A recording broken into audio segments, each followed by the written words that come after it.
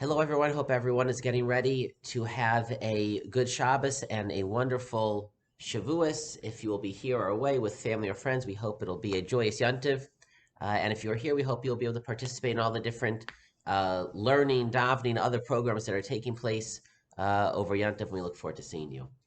This week's video Dvar Torah is sponsored by Naomi Kinjo in memory of her brother Akito Masudo. And Naomi, we thank you for sponsoring, and it should be a merit for your brother. The Gemara records the following dispute: what is holier? Is a Beit Knesset a shul or a Beit Medrash, a place set aside to study Torah?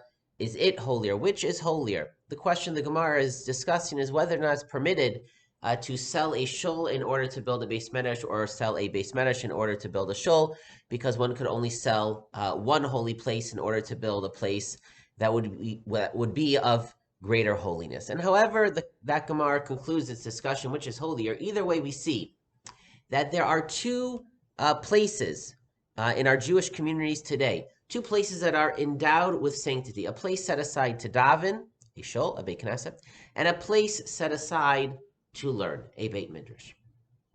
Now, where did the rabbis see models to create such places, to see them as halachic realities that are endowed with sanctity? If there's a place set aside to perform another mitzvah, the place set aside where I put on my tzitzis every day, a place set aside that I put tzedakah in a pushka every day, that does not endow the location, the place, to be a holy place. It does not transform the area.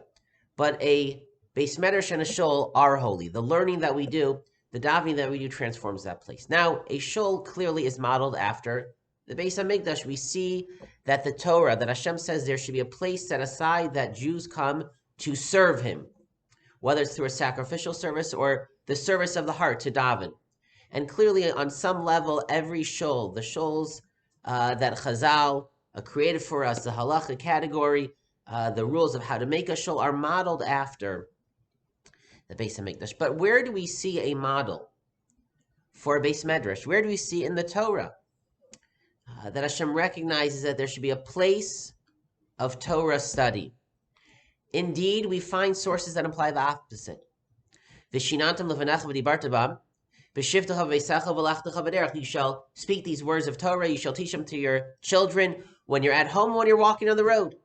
Torah is meant to be something that we always can think of something. Today is amazing. We listen to a shir, we listen to Daf Yomi, we listen to a class in the Parsha when we're driving, or when we are exercising, or when we are cooking, and it's meant to be that way.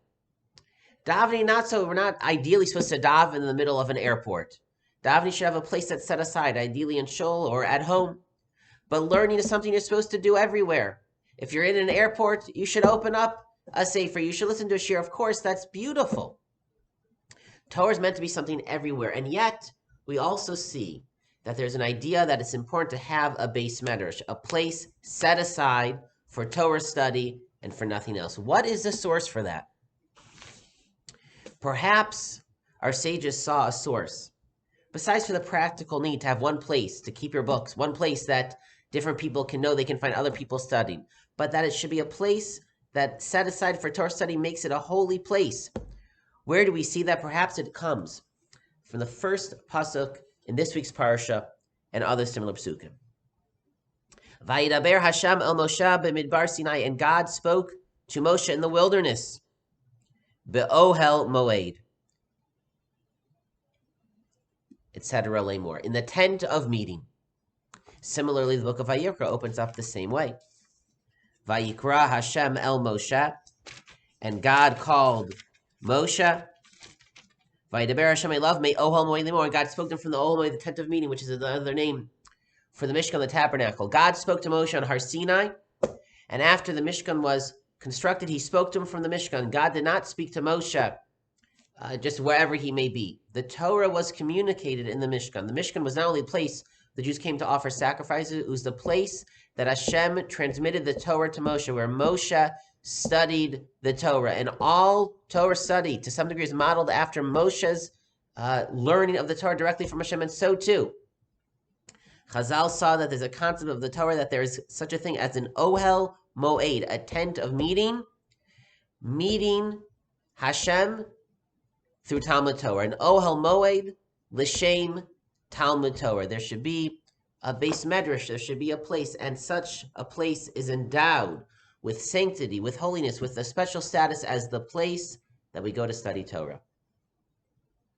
On the one hand, it's important that Torah permeates our lives, that we can share a Dvar Torah with someone, wherever we may be, that whatever we're doing in life, whatever activity we're involved with, that again we can listen to a shir, that the Torah permeates everything. The Torah is meant to be that way. But the Torah also is meant to be that there's a place, an Ohel Moed, a base medrash set up.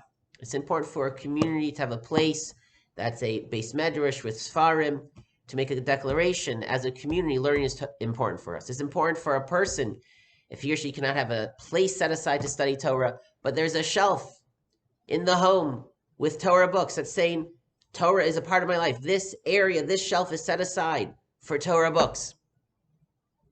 It's important for there to be a base medrash and Ohel Moed, literally and figuratively, that we enter into. That Torah is not just something we do while we're doing other things, which is also beautiful, again, in its own way.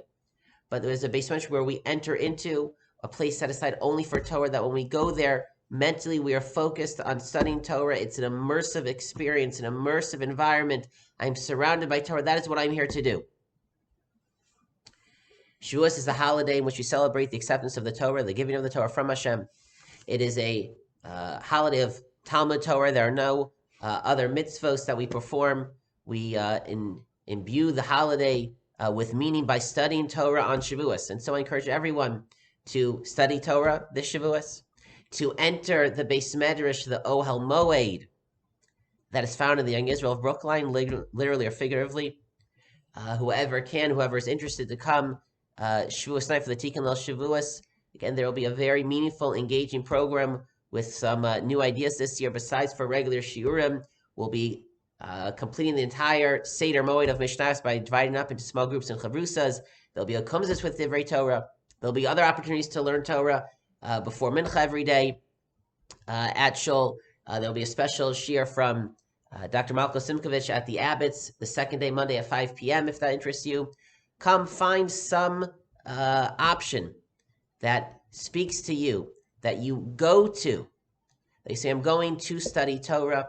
I'm going to enter a base medrash, enter an Ohel Moed. I'm going to meet Hashem. It's a tent of meaning, for that is what we do when we study the Torah. We meet Hashem.